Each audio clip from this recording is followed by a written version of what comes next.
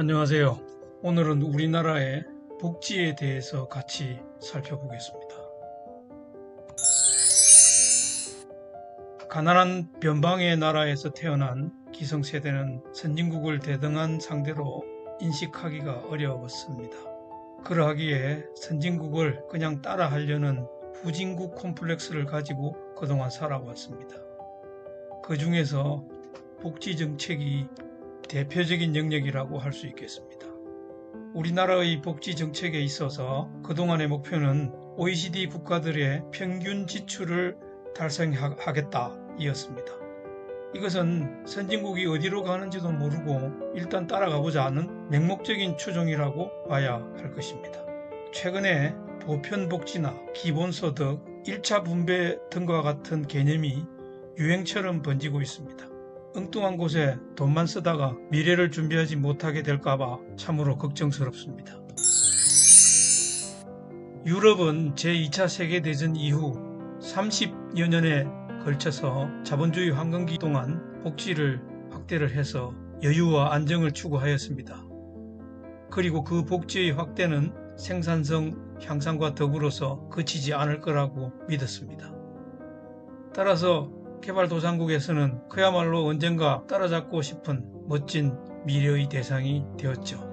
그러나 석유파동 이후 경제 상황이 악화되면서 복지 지출 규모나 높은 세율이 유지되기가 어려워져서 사회 모델의 재검토가 불가피하게 되었습니다. 반면에 이미 사람들은 높은 복지 수준에 익숙해져 있는 데다가 연금수급자와 같은 강력한 이해 집단도 형성이 되어버렸습니다. 많은 국가들이 개혁을 시도해 왔지만 이해 당사자들의 저항 때문에 사실상 옴짝달싹하기 어려운 상황이 되어버렸습니다. 그러니 요즘 서구의 언론이나 학자들은 오히려 과다한 복지 부담이 없고 서구를 반면 교사로 삼아 시행착오의 여지도 적은 아시아를 노골적으로 부러워하고 있습니다.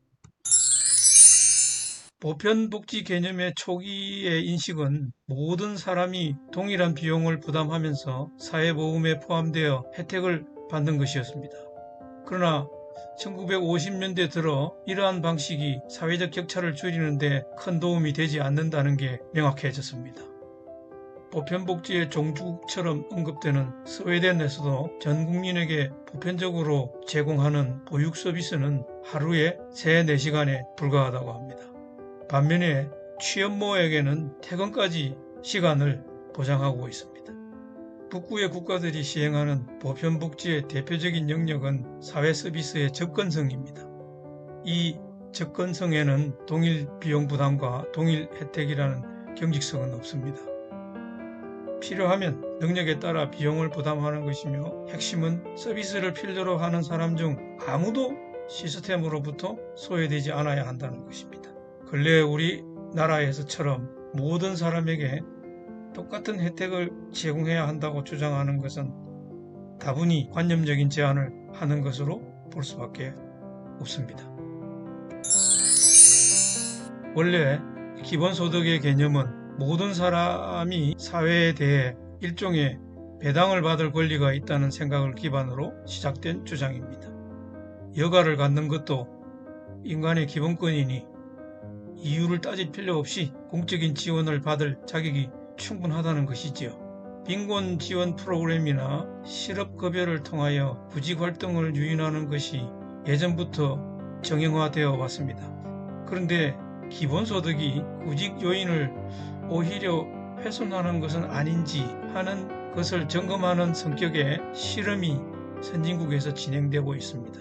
이들 실험의 기본 목표는 경제활동에 참여하도록 취약계층의 복지제도를 개선하기 위한 것입니다.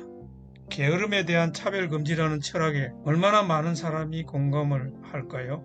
복지 수준이 높은 국가에서도 열심히 일하며 생계를 꾸려가는 많은 사람들이 그렇지 않은 사람들을 부양할 책임을 무난히 받아들이기가 아직은 어려운 것 같습니다.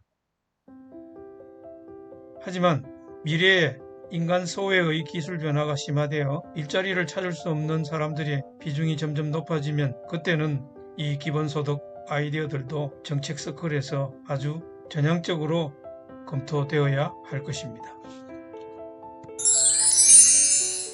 시장의 소득이 결정되기 전에 불평등이 이미 결정된다라는 지적이 있습니다. 교육과 일자리 기회, 제도적 공정성 제고 등과 같은 구조적 원인을 제대로 치유하지 않고서는 사회의 지속적인 발전은 어렵다는 인식이 확대되고 있기 때문입니다. 그러나 이상하게도 이러한 역량과 기회의 공정 대신에 현금 지원과 임금 인상만을 강조하는 세력이 있습니다.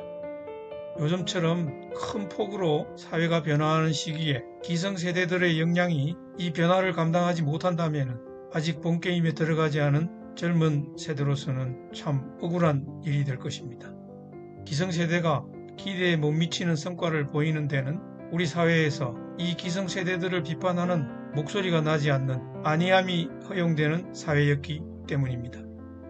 이제 청년들이 직접 감시하고 예리하게 질문하며 적극적으로 결정에 참여해야 할 것 같습니다. 그래야만이 결정권을 가진 기성세대가 자신들 스스로 역량을 연마하고 발휘해서 지혜롭고 합리적인 결정을 내릴 수 있을 것입니다. 감사합니다.